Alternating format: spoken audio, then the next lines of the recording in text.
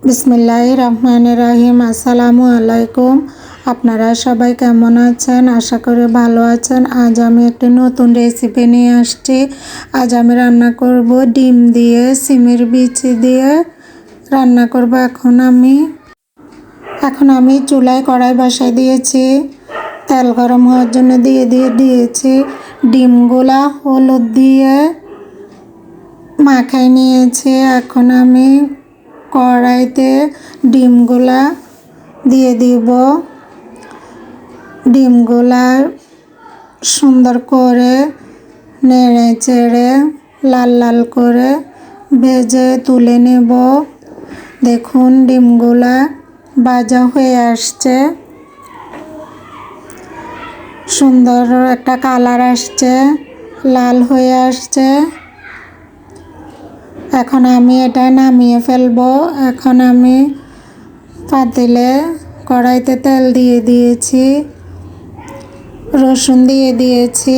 আসলে বলতে পারেন যে অনেকে রসুন বাটা খায়, আমি কেন খাই না। আমার রসুন বাটা খেলে কেমন জানি তরকারিটা একটা ঘ্রাণ আসে, ওটা আমার ভালো লাগে না। সেই জন্য আমি রসুনটা তেলে আগে লাল লাল করে ভেজে নেই। তারপর পেঁয়াজ দিয়ে দিয়েছি, এরপর টমেটো দিয়ে দিয়েছি। এখন সিমে কাটা ছোলা সিমের বিচিগুলা ওখানে আমি আর একটু সবজি অ্যাড করে দিয়েছি। দেখুন সিমের বিচিগুলাতে আমি একটা আলু দিয়েছি, একটা বেগুন দিয়েছি।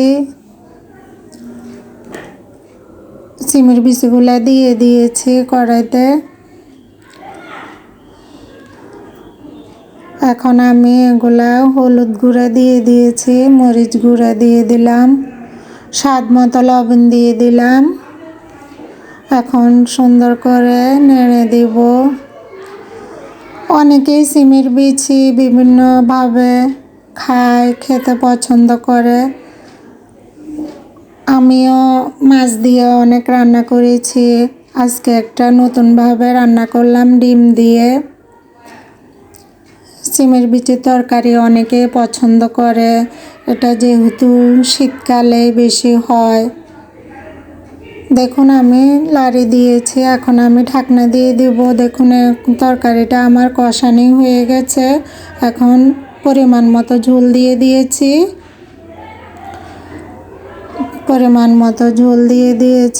এখন একটু লাড়ি দিব, নেড়ে দিয়ে আবার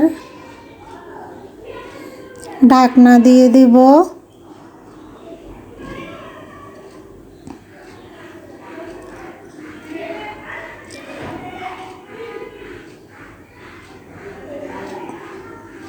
এই দেখুন এখন ঢাকনা তুলে ফেলছে। আমার তরকারিটা বলক এসে গেছে, বিচিগুলো সিদ্ধ হয়ে আসছে।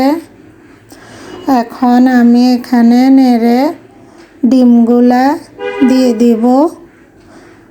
দেখুন আমার ভাজা ডিমগুলা এগুলা এখন দিয়ে দিচ্ছি।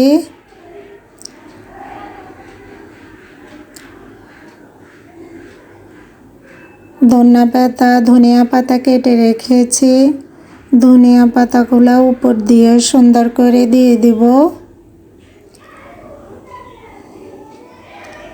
একটু করে নেড়ে দিয়েছি, বেশি নাড়লে বিচিগুলা গলে যাবে, সেজন্য হালকা নেড়ে এখন কাটা ধনিয়া পাতাগুলো দিয়ে দিব উপরে। ধনিয়া পাতা ঘ্রাণটা আমার অনেক ভালো লাগে। ধনিয়া পাতা না দিলে তরকারির সৌন্দর্যটা আসে না, এটা সবাই জানেন।